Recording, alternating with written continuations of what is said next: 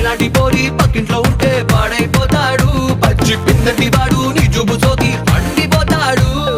అంతో ఇంతో అందంగా ఉంటా, ఐస్కాంతాన్ని మింగేసి ఉంటా, అందరి కళ్ళు నా మీదే పడితే అరిగిపోతుందా.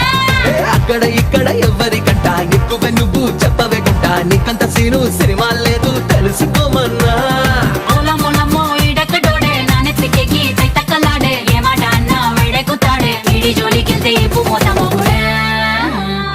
అయ్యో పాపం